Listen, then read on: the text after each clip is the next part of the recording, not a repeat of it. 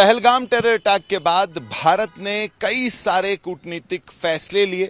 इसको कईयों ने डिप्लोमेटिक ऑफेंसिव कहा पाकिस्तान के खिलाफ। मंशा ये कि पाकिस्तान को दिखाया जाए कि जो वो टेरर अटैक जम्मू कश्मीर में करा रहा है, जो एड और अबेट कर रहा है, जो आतंकी हमले हैं, अब भारत वो बर्दाश्त नहीं करेगा। तो जो पहला उसमें एक स्टेप था वो था डिप्लोमेटिक ऑफेंसिव, और उसमें सबसे इंपॉर्टेंट इंडस वाटर ट्रीटी जो कि भारत ने सस्पेंड कर दी। और इंडस वाटर ट्रीटी की बात करें तो जो पानी रोकने की बात है वो सबसे ज्यादा पाकिस्तान को अभी खल रही है। एक के बाद एक वहां से जो है बयान आ रहे हैं। काफी एग्रेसिव पोस्चरिंग जो है पाकिस्तान ने की है, चाहे प्रधानमंत्री हो, चाहे सेना के जो ऑफिसर हैं, जो टॉप रैंकिंग जनरल्स हैं, ऑपोजिशन पार्टीज हो, तो सभी जो हैं इस बात को लेके काफी तिलमिलाए हुए हैं। तो आज हम बात करेंगे कि IWT आखिर पाकिस्तान के लिए क्यों इतनी इंपॉर्टेंट है, और इसके तहत जो सारा पानी कहां से आ रहा है, कहां जा रहा है, किस पे पाकिस्तान का अधिकार है, किस पे हिंदुस्तान का अधिकार है। और खासकर अगर आप वेस्टर्न रिवर्स की बात करें, जिसमें सिंधु नदी है या फिर इंडस, चिनाब, जेहलम, जो कि जिसके पानी जो है ज्यादातर पाकिस्तान को उस पे जो है पूरा अधिकार है कि वो इस्तेमाल कर सकते हैं। वही ईस्टर्न रिवर्स की बात करें जिसमें रावी, सतलुज, ब्यास है, वो जो है भारत इस्तेमाल कर सकता है। लेकिन अभी बात हो रही है चिनाब की, ये चिनाब और जेहलम की, और फिलहाल हम जेहलम के किनारे हैं।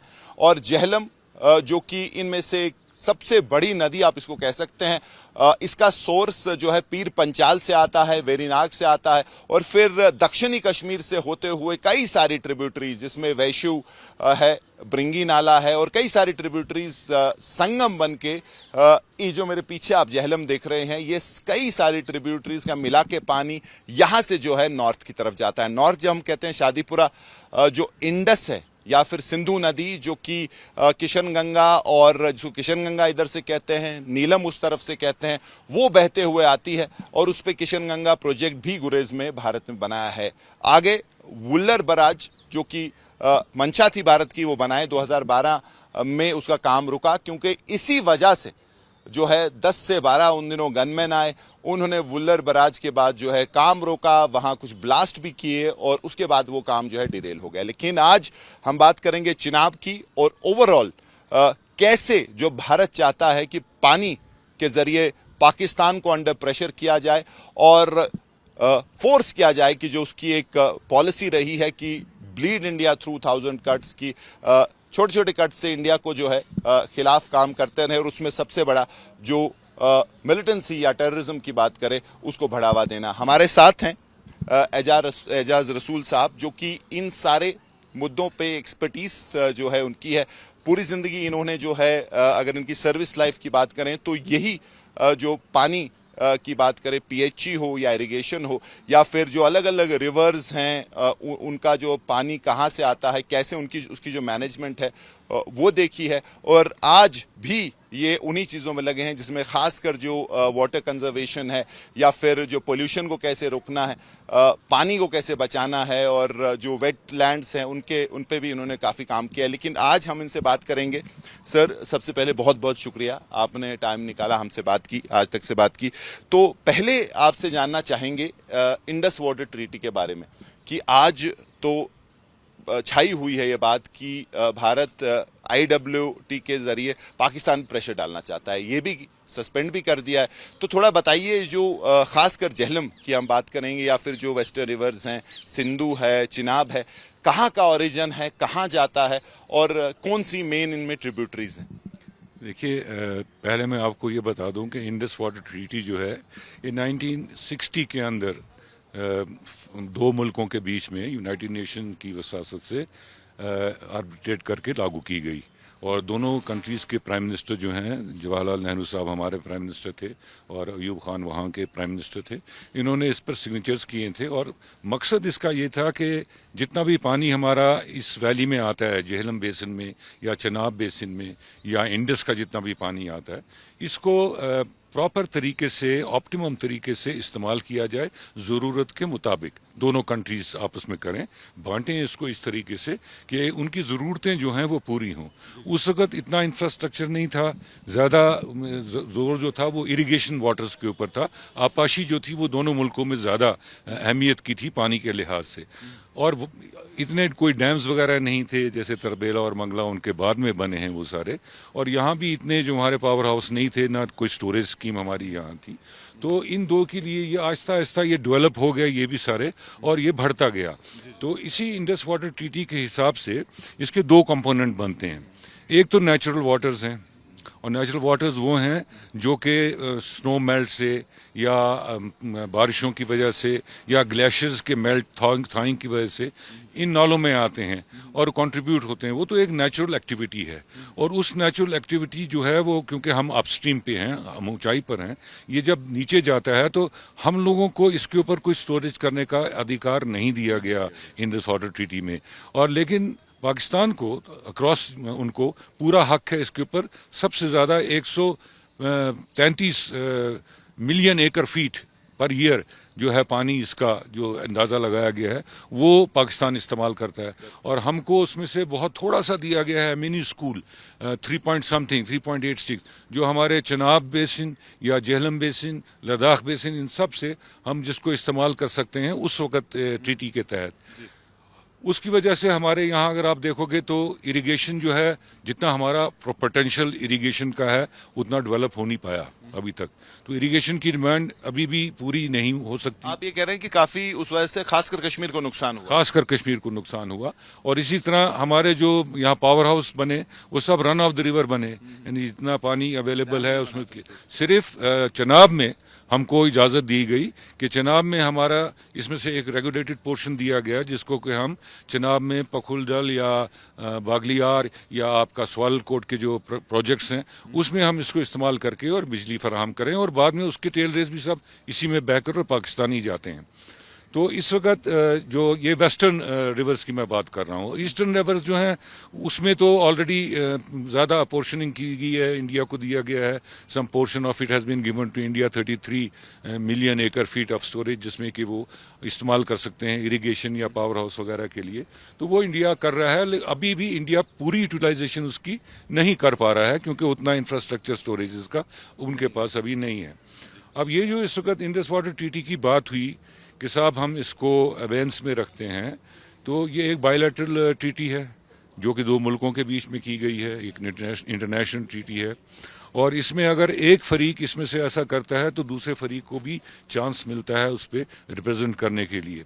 ऑलरेडी दो एब्रेशंस हमारे अपने वक्त में हिस्टोरिकल वही मैं आपसे पूछने वाला था, जो वुलर बराज है या फिर जो किशनगंगा पावर प्रोजेक्ट है जो सिंधु नदी गुरेज से आती है, जिसको आप पाकिस्तान वाले नीलम कहते हैं, तो किशनगंगा पे प्रोजेक्ट बना, वुलर बराज बनाने की कोशिश की गई, यानी कि वुलर पे पानी को रोकने की जो एक लेमैन लैंग्वेज में कोशिश की गई। लेकिन 2012 में उसमें भी जो है एक किस्म से अटैक हुआ, 10-12 गनमैन आए थे और उसको रोका गया उस काम को, और तब से वो डिरेल्ड ही है। तो उसके बारे में थोड़ा बताइए। देखें, उसमें जो वुलर बराज का प्रोजेक्ट बनाया गया था, एक्चुअली वो इस वास्ते बनाया गया था कि जो हमारा पावर हाउस का सिस्टम है बिलो बारामूला, उड़ी में जो हमारे उड़ी स्टेज 1, उड़ी स्टेज 2, महुरा और वो पावर हाउसेस हैं, उनकी जो जनरेशन है पावर की वो पूरी हो, और वो 500 मेगावाट की जो उनकी कैपेसिटी है वो तभी होगी जब हमारे पास स्टोरेज अवेलेबल है जिसमें हम पानी जमा करें, और लीन पीरियड में जब स्टोरेज में से पानी लेकर और वो सारा हम वहाँ उसको यूज़ करें और वो यूटिलाइज करें पावर जनरेशन में। लेकिन जो ही वुलर तुलबुल नेविगेशन प्रोजेक्ट के नाम से जो वुलर बराज का प्रोजेक्ट बनाया गया और उस पर काम शुरू हुआ, तो उसके 1 साल के दौरान ही उसमें ऑब्जेक्शन शुरू हो गई, और वो जो हमारे इंटरनेशनल कोर्ट्स हैं ओसला के, और उसमें जाके उसमें उन्होंने पिटीशन कर दी कि साहब ये स्टोरेज जो है ये ज़्यादा है, इंडस वाटर ट्रीटी की स्टोरेज जितनी करनी है उससे ज़्यादा है, तो ये नहीं कर सकते। तो वो ऑलरेडी चल रहा था, लेकिन उसमें हम लोग जो है आर्बिट्रेशन में गए, और आर्बिट्रेशन में ये सोचा कि प्रोजेक्ट बने, उसके बाद जो भी इसका फैसला होगा वो करेंगे। लेकिन उन्होंने एक बहुत एक्सट्रीम स्टेप उठा के मिलिटेंसी रिलेटेड ऑपरेशन करके थवाट कर दिया वो सारा प्रोजेक्ट, वो बन नहीं पाया सारा। उसके बाद फिर इरिगेशन वालों ने कुछ थोड़ा बहुत अपना फ्लड प्रोटेक्शन बैंक्स बना के और थोड़ा उसमें बनाना शुरू किया, थोड़ी सी स्टोरेज करें, लेकिन वो काम नहीं वो भी काम नहीं हुआ, नहीं हो पाया पूरा, वो चीज़ नहीं हो पाई जिसके लिए हमको ज़रूरत थी। इसी तरह जो किशनगंगा नाला है जो कि गुरेज में आता है, तो किशनगंगा नाले में जो सिंधु नदी का नाला है। हाँ जी, उसको उसमें वहाँ एक डैम बनाया गया गुरेज में, और उसका पावर हाउस बना के जो उसकी टेलरेस टनल से पानी लाया, पावर हाउस अथूटम में बना, तो ये अक्रॉस द डिवाइड आया पानी। तो अक्रॉस द डिवाइड आके इसका जो टेल रेस था वो अब वुलर में, बजाय कि वो नीलम की नदी में उनके जाता, वो वुलर में आ गया। तो उस पर भी उन्होंने ऑब्जेक्शन की कि साहब आपने डिवाइड के अक्रॉस पानी ले गए हैं, इससे हमारे राइपेरियन राइट्स यहाँ के जो हैं वो असरअंदाज होते हैं। तो अगेन वो केस भी जो है वो इंटरनेशनल कोर्ट ऑफ हेग और ओस्लो में उसकी एजुकेशन अभी वो भी केस अभी अंडर वो चल हाँ, अभी उस पर कोई फैसला नहीं हुआ, लेकिन जो पावर हाउस हमारा था वो इसका जो किशनगंगा का है वो जनरेट कर रहा है और उसकी टेल रेस का पानी वुलर के अंदर आ रहा है। तो ये हमारा सिस्टम है सारा, और यही पानी सारा मिलके यहाँ तो आप देख रहे हैं बिल्कुल स्लगिश फ्लो है झेलम का, क्योंकि हमारी कप शेप। एग्जैक्टली वही मैं पूछना चाहता था, ये जो झेलम है आप कह रहे हैं यहाँ से डाउन स्ट्रीम है और आगे जो सिंधु नदी है उसके पानी के साथ शादीपुरा में मिलता है, तो फिर उसके बाद आगे ये पाकिस्तान में कहाँ एंटर होता है और वहाँ कहाँ कहाँ जाता है? जी देखें, यहाँ तो पहले हमारी जो वैली यहाँ की है, जहाँ से वेरीनाग से आपने जैसे बताया पानी आता है पीर पंचाल रेंज की तमाम दरियाओं का और कैचमेंट का, और वो झेलम में आता है, और फिर झेलम के साथ और नदियाँ जितनी भी ट्रिब्यूटरीज हैं लेफ्ट एंड राइट साइड की वो सब मिलती हैं। हाई आल्टीट्यूड लेक्स जो हमारी हैं, कौसरनाग और लिदर की और कोल्हाई ग्लेशियर वगैरह, इनका सबका पानी इसमें आके समाता है, और ये फिर नीचे आके जिसको यहाँ से बहता है तो आगे जाके शादीपुरा में सिंध नाला जो है वो इसके साथ मर्ज करता है, और ये मर्ज किया हुआ पानी जो है ये आगे अशम हाकबारा से होकर और बानियारी में जाके ये वुलर लेक के अंदर दाखिल होता है। और वुलर लेक जो है वो एक एब्जॉर्प्शन बेसिन है at the head of the river, और उसमें एक कैपेसिटी थी कि ये पानी उसके अंदर समाए। लेकिन 2014 के फ्लड से पहले भी हमने जब वहाँ वुलर का प्रोजेक्ट बनाया तो हमने ये देखा कि अब 30% उसकी जो वॉल्यूमेट्रिक कैपेसिटी थी, स्टोरेज करने की कैपेसिटी थी, वो 30 साल में हम लूज कर बैठे हैं सिल्टेशन की वजह से। जो कैचमेंट से सिल्ट आती है वो रिवर को भी सिल्ट करती है। आप कह रहे हैं वुलर जो आउट ऑफ 100 सिर्फ 70% स्टोरेज है, 30% खत्म। बिल्कुल, और वुलर में क्योंकि 30% लॉस है तो वहाँ अब ये ना वो एब्जॉर्प्शन बेसिन रही, ना उसमें इतना पानी हम समा सकते हैं। उसमें कुछ ड्रजिंग के काम वुलर प्रोजेक्ट के तहत किए गए, 2007 से वो शुरू हुए थे, लेकिन अभी भी वो पूरे मुकम्मल नहीं हुए, और कोई हमने उसका ऐसा नहीं देखा अंदिया कि जिससे हम ये अंदाज़ा लगाएं कि ये स्टोरेज हमने रिकवर की है जो उसका मकसद था। और उसमें जो 2014 का फ्लड आया जिसमें कि गांव बह गए, कल्वर्ट्स बह गए, ब्रिज बह गए, वो सारा मलबा भी उसी में है। तो उसके बाद वो पानी फिर कहाँ जाता है? वो पानी उसके बाद फिर बारामूला से होते हुए, यहाँ की तो बिल्कुल फ्लैट टेरेन है, 1 in 1000, 1 in 1200, उसके बाद सोपोर से ये जो है इसकी स्टीपनेस जो है वो भरनी शुरू हो जाती है। और जब आप खादन यार में जाते हैं बारामूला उड़ी के पास, तो वहाँ से ये रैपिड्स में चला जाता है, बिल्कुल पथरीला एक नाला पीओके में रैपिड्स में चला जाता है, और वहाँ फिर उनका एक पूरा सिस्टम है, तरबेला डैम है, मंगला डैम है, जहाँ इसका पानी को स्टोर किया जाता है। अब हमारा जो ये नेचुरल वाटर है वो तो सारा पाकिस्तान को मैक्सिमम जाता है, हमको रेगुलेशन का बहुत कम दिया गया है, वो उन डैम्स को वहाँ फीड करता है। और अनरेगुलेटेड फ्लो जो हमारा बाकी है जिसमें कि हम यूज़ करते हैं चनाब वगैरह का, उसके टेल रेसेस भी वहीं जाते हैं, और सतलुज ब्यास रावी तो ऑलरेडी वहाँ से है, वो भी उनका हम थोड़ा सा उसको यूटिलाइज करते हैं। इंडिया भी पूरा कह रहे हैं मैक्सिमम एडवांटेज अगर आप आउट ऑफ 100 ले लें इन 6 दरियाओं की, चाहे वेस्टर्न या ईस्टर्न, तो कितना इंडिया को फायदा, कितना पाकिस्तान को मैक्सिमम फायदा है? हमारा तो बिल्कुल बहुत कम है। 70% नहीं, बिल्कुल आई थिंक अबाउट 85% तो उन्हीं को सारा जाता है, और हमारा बिल्कुल कम है उसमें से। तो इसीलिए ये भी कहा जाता है कि साहब ये जो ट्रीटी है इससे हमारे कश्मीर रीजन में, लद्दाख की यूटी और कश्मीर की जम्मू कश्मीर यूटी में इसका सबसे ज़्यादा असर जो है चनाब वगैरह में हम पर पड़ा है, क्योंकि हम स्टोरेजेस नहीं कर पाए, और ना हमारे पास इसको वुलर में इतना कैपेसिटी है कि हम वहाँ कुछ स्टोरेज कर पाएँ। अब अगर हम कहते हैं कि साहब इसको मेरा वही सवाल अब आपसे होगा कि फॉर एग्जांपल जो भारत कह रहा है इस वक्त कि हम पानी रोकेंगे, एज एन एक्सपर्ट हम प्योरली टेक्निकलिटीज की बात कर रहे हैं क्योंकि आपको ग्राउंड सिचुएशन पता है, ऐसा हो सकता है पानी अगर रुकना है कैसे रुकेगा, और अगर वो इंफ्रास्ट्रक्चर बनाना है तो कितना टाइम उसमें लगेगा, कितना पैसा लगेगा, और सबसे ज्यादा इन सारे रिवर्स में से कौन सा फिजिबल है जहां ऐसा कुछ हो सकता है? देखिए, ये एक बहुत ज़रूरी सवाल आपने पूछा। जो हमारे वेस्टर्न रिवर्स हैं, उसमें चनाब में अगर आप देखेंगे तो बागलियार ले लीजिए, पकुलडल ले लीजिए, स्वालकोट ले लीजिए, एडवांस स्टेजेस में हैं।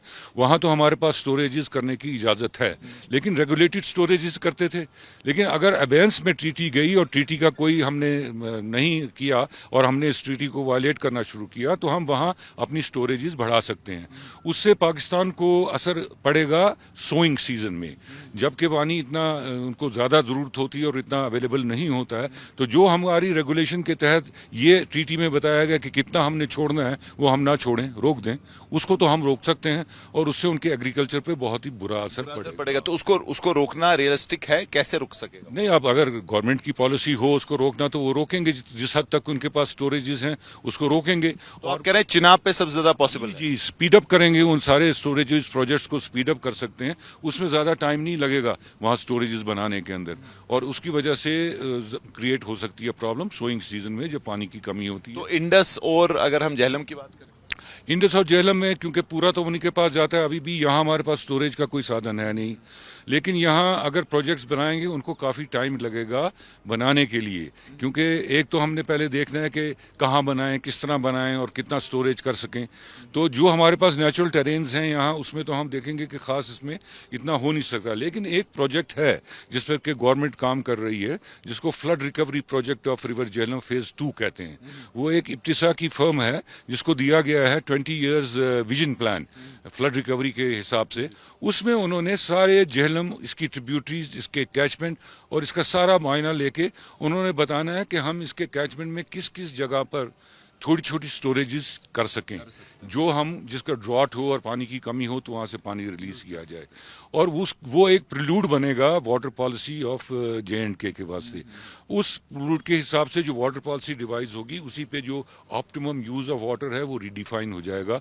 अगर इंडस वाटर ट्रीटी जो है वो एबेंस में रहती है तो वो भी एबेंस में रहेगा। सारा पानी फिर उतना वहाँ नहीं जाएगा, कुछ पानी पे ज़रूर असर वहाँ पड़ेगा, खास करके जिसके लीन पीरियड्स हैं उसका तुमको एग्रीकल्चर के लिए काफ़ी उस पर प्रेशर पड़ सकता है। लेकिन आप कह रहे हैं झेलम में वो करना जो है काफी लंबा उसमें टाइम। अभी तो हमारे पास कोई झेलम पे स्टोरेज, ना लद्दाख में ना झेलम में, इस यूटी में स्टोरेज साइट्स नहीं है। तो अगर मतलब काफी सीरियसली भी गवर्नमेंट सोचेगी इस पे तो 20-30 साल से कम इसमें काम नहीं। जरूर है। देखें, अब रिजर्वर्स बनाने हैं, अब छोटे छोटे रिजर्वर्स भी अगर बनाए जाएं तो 10-15 साल से तो काम वो बनेंगे नहीं, जो भी वो स्पेन की कंपनी जो है जिसपे वो काम कर रही है और बता रही है। और उसके बाद फिर झेलम का जो फ्लो का पैटर्न है उसको भी ठीक करना है, झेलम में भी फ्लो रेस्टोर करना है, ये स्लगिश फ्लो नहीं रखना है। अभी कल जो है पाकिस्तान पीओके में उन्होंने एलेज किया कि इंडिया ने जो है झेलम का जो पानी चकोटी की तरफ मतलब ज्यादा छोड़ दिया, उनको इंटिमेट किया बगैर। तो उन्होंने कहा उससे जो है फ्लड लाइक सिचुएशन हुई, इमरजेंसी हो गई मुजफ्फराबाद आसपास। ये पॉसिबल है, ऐसा हो सकता है? बिल्कुल हो सकता है ऐसा, क्योंकि इस वक्त तो हमारे मैक्सिमम फ्लोज हैं, स्नो मेल्ट हुआ है, प्रेसिपिटेशन हुई है, बारिशें हुई हैं, रिवर झेलम में काफ़ी पानी आया है पिछले दिनों में, अगर आपने देखा होगा। और उड़ी का जो हमारा लास्ट प्रोजेक्ट उड़ी 2 जिसको हम कहते हैं, वहाँ अंडरग्राउंड पेन स्टॉक है, जो कि टेल रेस में जो पावर हाउस बनने के पावर के बाद जो पानी निकलता है और जिसको हम डिस्चार्ज करते थे, रेगुलेटेड हिसाब में वो डिस्चार्ज होता है वहाँ से चकोटी की तरफ। अगर अब उसको रेगुलेटेड हिसाब से ना रिलीज किया जाए और जितनी भी 4 बे टैंक्स वगैरह से एकदम उसको एम्प्टी किया जाए, उससे वहाँ फ्लड की प्रॉब्लम्स हो सकती हैं। जी, मतलब वो मैनेजिबिलिटी है, टेक्निकली इट इज पॉसिबल। तो लास्टली सर, लास्ट क्वेश्चन, जो आप लाइब्रेरियन है, बिकॉज मैं इसमें एक्सपर्ट नहीं हूं तो मुझे प्लीज करेक्ट कीजिएगा। एक पाकिस्तान जो एक दावा कर रहा है कि हम तो लोअर लाइब्रेरियन है, तो ऑब्वियसली हम इंडिया पे डिपेंड, लेकिन इंडिया कहीं चाइना पे डिपेंड है। तो अगर हम जानते हैं चाइना और पाकिस्तान का रिलेशन, चाइना की इन्वेस्टमेंट सीपेक के तहत जो पीओके में हो रही है, उनके इंटरेस्ट हैं, दोस्ती तो बाद में, लेकिन पहले अपने इंटरेस्ट चाइना सेफगार्ड हमेशा करता है। तो क्या ऐसा कल को सिचुएशन बन सकती है कि अगर इंडिया ऐसा करता है तो चाइना फिर जो है वहां ब्रह्मपुत्रा या उस तरफ से? बिल्कुल, देखिए, चाइना जो है वो अब एक थर्ड पार्टी बन गया है जहाँ तक के वाटर का यूज़ की ताल्लुक है। सीपैक के अंदर उन्होंने पाकिस्तान ऑक्यूपाइड कश्मीर में मैक्सिमम प्रोजेक्ट्स ले रखे हैं और उसमें काफ़ी हाइड्रो इलेक्ट्रिक प्रोजेक्ट्स हैं, उनके इंजीनियर्स वहाँ काम करते हैं, उनकी फोर्सेस तक हमको बताया गया कि वो उसकी निगरानी करती हैं उन प्रोजेक्ट्स की। और चाइना किसी भी सूरत में उसके ऊपर कोई मुदाखलत जो है वो बर्दाश्त नहीं करेगा, क्योंकि उनके अरबों खरबों रुपए उस पर लगे हुए हैं। वो कोई बहुत बड़ा प्रोजेक्ट है। बल्कि उन्होंने तो इंडिया को भी रिक्वेस्ट की थी कि आप भी इसमें CPEC में हमारे पार्टनर बन जाइए, लेकिन हिंदुस्तान की हुकूमत ने वैसा अभी कुछ नहीं किया। तो इसलिए वो एक थर्ड डायमेंशन है जिसको पॉलिटिकली गवर्नमेंट को देखना पड़ेगा। और अगर ऐसी कोई बात होती है वर्स टू वर्स, तो वो भी फिर रिटेलिएटरी एक्शन क्या कर सकते हैं? ब्रह्मपुत्रा में वो कर सकते हैं, उस तरफ आसाम वगैरह की तरफ उसको कर सकते हैं डाइवर्ट। और उन्होंने की अब बहुत बड़ी उनके डैम्स बने हैं जिसमें कि स्टोरेज कैपेसिटी है, तो वो सारा पानी उसमें समा सकते हैं। यहाँ फिर पानी आना उस एरिया में नॉर्थ ईस्ट में कम हो जाएगा, रोक भी सकते हैं। तो अल्लाह करे ऐसी नौबत ना हो और इतना ज्यादा ये मामला बढ़े नहीं। ये सारी पॉसिबिलिटीज जो है वे इन करनी पड़ेगी। देखें ना, अब जो छोटी छोटी बातें एब्रेशंस होती थी, तो इंडस वाटर ट्रीटी में ये भी था कि साहब दोनों मुल्क बैठ के आपस में इसका हल तलाश करेंगे और बातचीत के जरिए उसको रिजॉल्व करेंगे। अब एबेंस में अगर है ट्रीटी, तो वो हल तो नहीं होगा किसी भी मसले का। और जितने भी मसले हैं, जैसे छोटे छोटे मसले भी होते हैं, राइपेरियन राइट्स के, इरीगेशन के, बाकी पावर के, ड्रिंकिंग वाटर के, अगर वो बढ़ते गए और एक्यूमुलेट होते गए अनरिजॉल्व, क्योंकि अबेंस में है, आप किसी रिजॉल्व तो करेंगे नहीं, तो वो एक बहुत बड़ा एक तूफान बन सकता है कल को, और उसकी जो रेमिफिकेशंस होंगी वो काफ़ी ख़राब हो सकती है। जी, thank you so much sir, ये बहुत डिटेल में था। मुझे नहीं लगता अभी तक किसी ने इतने डिटेल में जो है इतनी आसानी से ये समझा है, क्योंकि टेक्निकलिटीज इतनी है कि आम जो जनता है उसको समझना थोड़ा मुश्किल है, लेकिन मुझे लगता है इसके बाद मुश्किल नहीं रहेगा। बहुत बहुत शुक्रिया। थैंक यू जी, थैंक यू। तो ये थे एजाज रसूल साहब, जिन्होंने बहुत जो है लेमैन लैंग्वेज में समझा दिया कि क्या टेक्निकलिटीज़ हैं, कौन सा पानी कहाँ से आता है। और अगर आप जो इंडस वाटर ट्रीटी एबेंस में रखी, यानी कि सस्पेंड किया है भारत ने, तो जो अगला स्टेप है कि पानी कैसे रोक सकते हैं, उसके बारे में भी उन्होंने जो रियलिटी है, मतलब कि ग्राउंड पे क्या हो सकता है, क्या सिर्फ बातें हो सकती हैं, या फिर ग्राउंड पे जो हो सकता है उसके बारे में बताया कि जो चिनाब है रिवर, जो कश्तवाड़ और जम्मू के कुछ हिस्सों से पाकिस्तान की तरफ जाता है, उसमें पॉसिबिलिटी है भारत को स्टोरेजेस बनाने की। ऑलरेडी उसमें एक उनको अलाउ भी है IWT के तहत, लेकिन अगर उनको प्रेशराइज करना है पाकिस्तान को, तो वो एक ऐसी नदी है जहां बहुत जल्दी, बाकियों से थोड़ा जल्दी स्टोरेज फैसिलिटीज़, चाहे डैम्स हो, रिजर्वायर्स हैं, वो बन सकते हैं। लेकिन झेलम की बात करें तो वहाँ थोड़ा मुश्किल है, उसमें सालों साल लग जाएंगे, पूरा प्लान आपको करना है।